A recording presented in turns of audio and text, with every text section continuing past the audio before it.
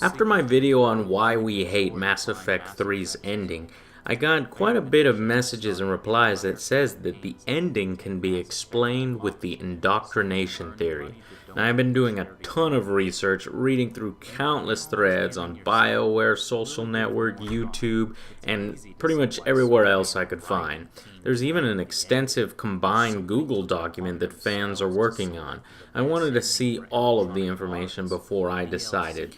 After doing so, I must say that there is no doubt that the indoctrination theory has very compelling arguments and even an amount of evidence to support it, although unconfirmed by BioWare. There is a great video analysis on YouTube that's 22 minutes in length that supports the theory. I recommend that after this you watch that. It basically says that Shepard has been going through a gradual and slow indoctrination process for months, years, which is canon. Leaves the victim highly susceptible to its suggestions. Organics undergoing indoctrination may complain of headaches and buzzing or ringing in their ears. As time passes, they have feelings of being watched and hallucinations of ghostly presences. Ultimately, the Reaper gains the ability to use the victim's body to amplify its signals, manifesting as alien voices in the mind. The Reaper's suggestions can manipulate victims into betraying friends, trusting enemies, or viewing the Reaper itself with superstitious awe.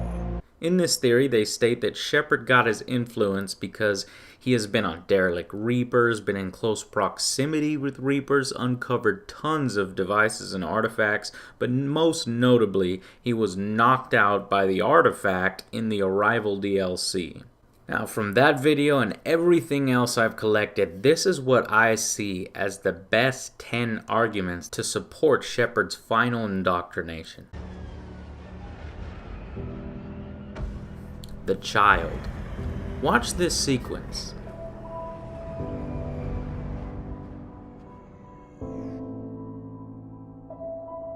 Notice anything?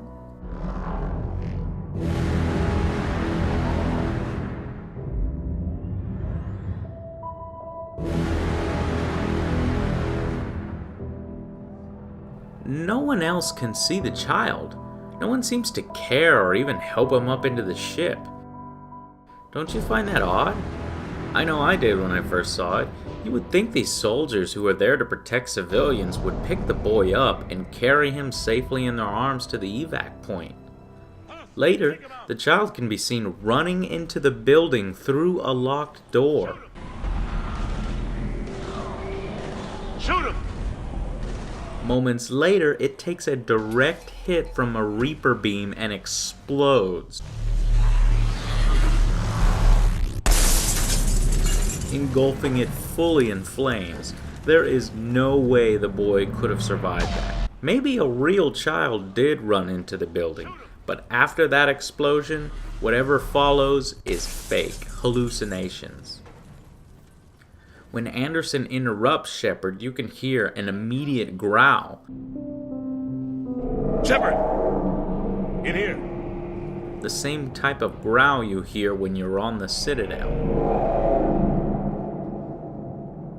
Anderson also doesn't seem to see the child either, despite being in very close proximity. He would have heard Shepard and the boy talking, but he just doesn't.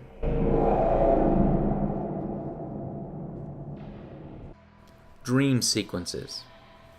The dreams Shepard have are actually more hallucinations. They all have the boy in them, and these are basically Reaper projections. Spectre. We do not know what happened in the war. We only heard discordance, songs the color of oily shadows. And their voices were silvered with fear. A tone from space hushed one voice after another. Another thing to note is during these hallucinations, you're moving in slow motion. It's always in slow motion. What happens after you get hit by the beam? You wake up and you move in slow motion. There's even trees from your dreams behind you. And in the final dream sequence, when Shepard finally gets to the kid, he sees himself in the kid burning. That's his subconscious trying to warn him that following this kid leads to his death. The Normandy. You know all my views on the Normandy, how it makes absolutely no sense for Joker to have left or be running away from a relay explosion. Or rather, space magic! Why space magic? Well, because why would a special mass relay pulse in blue or green do any harm to the Normandy? They are only designed to either combine DNA or destroy synthetics.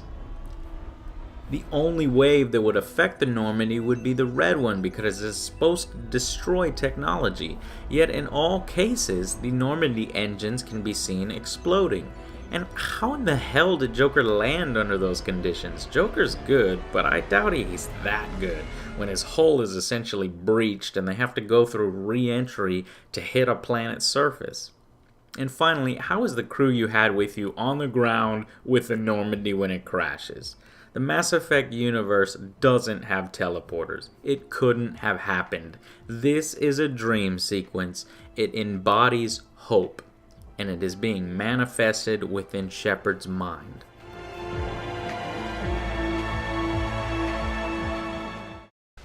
Harbinger's beam. First off, the radio chatter after this sequence says that everyone was wiped out.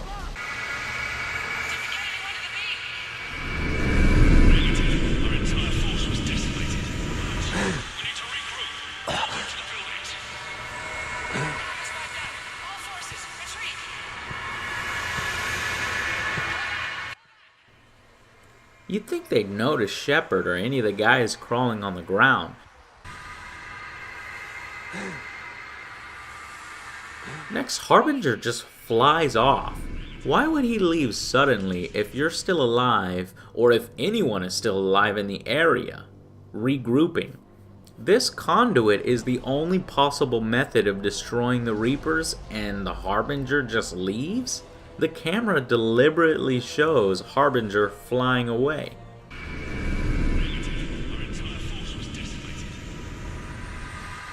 This whole time, your gun has unlimited ammo and never needs to be reloaded. And the last boss fight, the last guy to protect the beam, is just one single Reaper ground soldier, Marauder Shields. What makes a man? Is it the power in his hands? Is it his quest for glory? Give it all you got to fight to the top, so we can know your story. Now you're a man, now you're a man.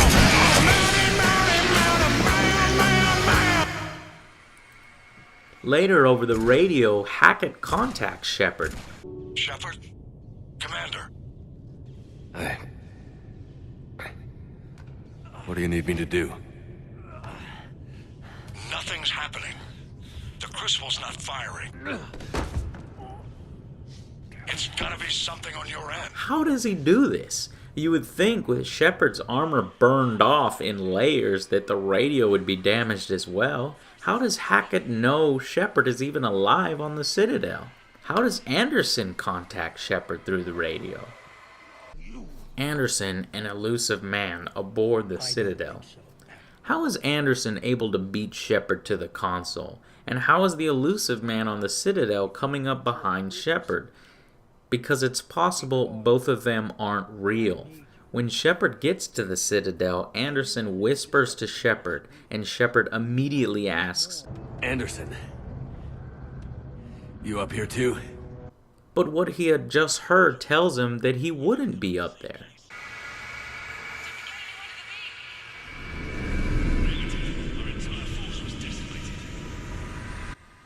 Then Anderson replies, Followed you up, but we didn't come out the same place. Oh, at least I don't think we did. First off, as said before, the radio shouldn't even be working at this point, but let's assume it is. So Shepard was hit by a beam that knocked him out for a time, And Anderson never caught up or passed Shepard while he was knocked out on the ground? Weren't they all charging the conduit? Nor did anyone else notice Anderson. They gave the full retreat order, which Anderson would have likely been a part of or been issuing. Anderson is unscathed also when you see him. Anderson. He would have had to fight Reaper forces just as Shepard did. That's because it's an internal struggle in Shepard's mind between the Reapers or the Elusive Man wanting to control them, thus allowing them to continue. And what if he's wrong? What if controlling the Reapers is the answer? Versus Anderson, who wants to destroy them, which would stop them. We destroy them, or they destroy us. A really interesting thing here is to note that if you fail the test, the Elusive Man isn't even interested in the console at all.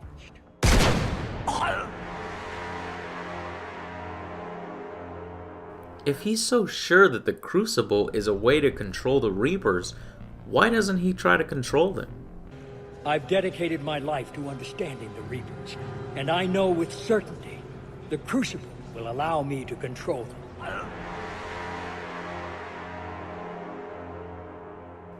Because it's not the Elusive Man, it was Reaper hallucination. Another thing people may miss is that after Shepard shoots Anderson in the right side, look at the power they wield. Look at what they can do.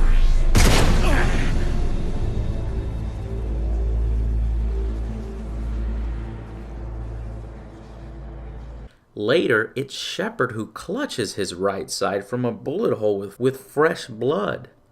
This wasn't a wound that Harbinger gave Shepard, and Shepard was hit in the right shoulder by Marauder shields, not the gut.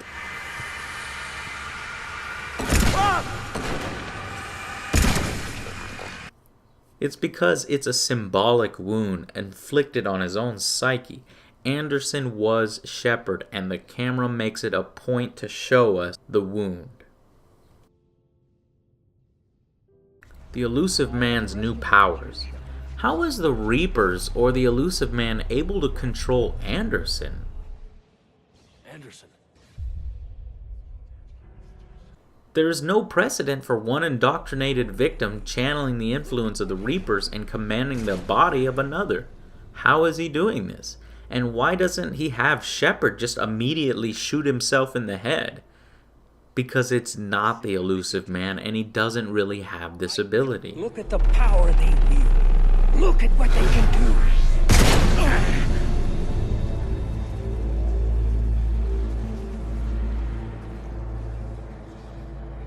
The child's reasons make no sense. He contradicts himself and the lore so many times it's mind-boggling. And finally, he outright lies to you. After passing the first test, the Reapers give Shepard the final choice in hopes to break him and stop him from actually reaching the Citadel. Remember, he's still on Earth in the rubble, unconscious and hallucinating. It's all a fight in Shepard's mind. The Godchild voice is actually, if you listen closely, a mixture of the boy and female Shepard in the left channel and male Shepard in the right channel. The Citadel. It's my home. I am the catalyst. Second of all, things that he says makes no freaking sense because it's bullshit and the Godchild is making it up. So why do the Reapers eliminate organic life and not synthetic? Synthetic have indefinite lifespans and can persist into the next cycle to threaten future organics. Then he states synthetics and organics will always fight when Geth and Quarians are working together right outside. He's ignoring it. And if the Elusive Man informed the Reapers of the organics' intentions to destroy them by attaching the Crucible to the Citadel, why would the Reapers bring the Citadel to Earth and establish a conduit through which it could be infiltrated?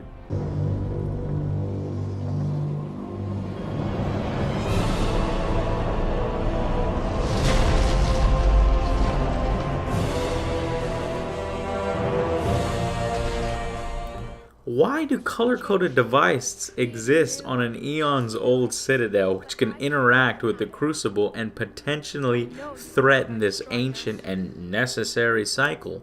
Who built these? The Citadel and Crucible itself? How, if these were based on plans from previous races over millions of years? Finally, the godchild of the Reapers lies to you. He tells you that you won't survive the destroy option because you also have synthetic tech in your body. I know you've thought about destroying us. You can wipe out all synthetic life if you want. Even you are partly synthetic. Why then do you wake up back on Earth? If the indoctrination theory is correct, then this fits perfectly. He's trying to give you another reason not to pick the destroy option.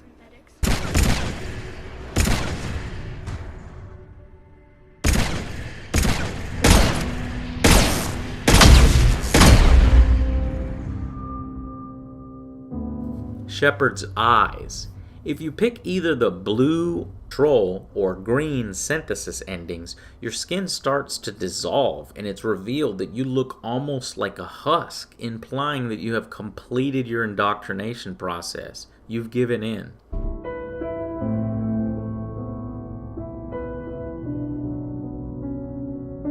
You'll also notice the eyes of an indoctrinated person. It's very distinct with a clear pattern. They glow, and they all have small orbs with an inner and outer circles as the iris. If you look close on both the control and the synthesis ending, it's a dead giveaway that Shepard has the very same eyes, and yes, is indoctrinated.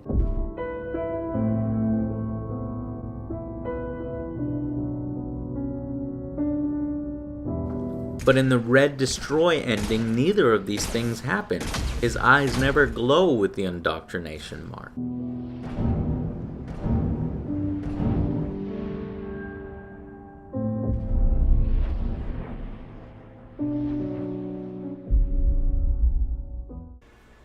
The breathing scene. The breath scene that you get at the end, showing Shepard alive, can only be accessed by doing the destroy ending. This has been tested and confirmed. You need the highest EMS and to choose to destroy the Reapers, thus rejecting and breaking free from their control. You see, Shepard couldn't have possibly survived a fall back to Earth. He would have burned up upon re-entry. Shepard never left Earth. All of this has been happening in his mind as he lays there unconscious back on Earth. This breathing scene isn't from the Citadel. The Citadel blew up, specifically the entire central area where you were. Shepard is not Superman. He's not going to be able to withstand that type of explosion. And the rubble that surrounds you looks like concrete. The Citadel was built out of futuristic materials, not concrete rubble like London was. This scene means that you're simply waking up on Earth. Why would BioWare then include this if there's nothing else to come? BioWare themselves. The most damning evidence comes from BioWare themselves through their Twitter and Facebook accounts. It's easy to feel like the theory might be true, and BioWare has actually confirmed that there is more incoming single-player DLC on the way. And from what the Twitter accounts have been alluding to, it seems that this will essentially be an epilogue. Check these out.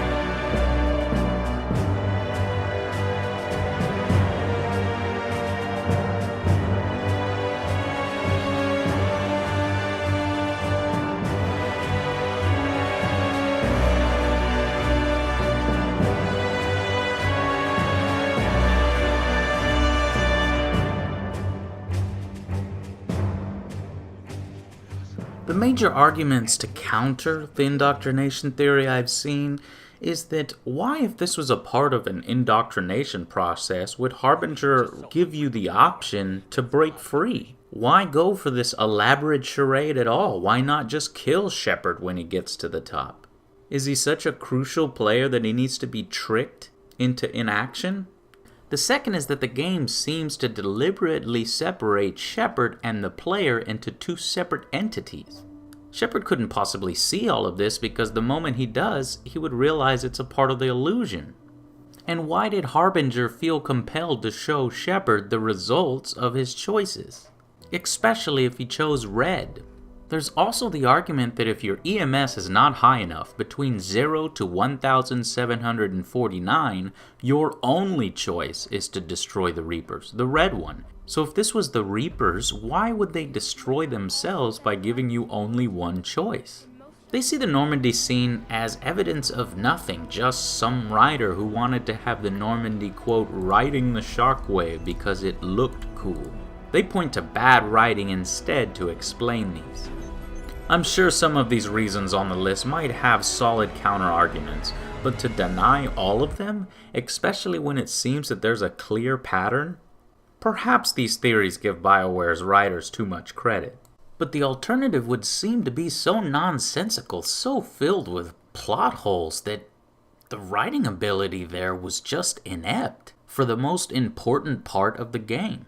And if by the off chance this really was reality, then BioWare, feel free to rip off this particular fan fiction and make it your real DLC. This one is on us. There's something else to consider though, guys. Let's say that it's true.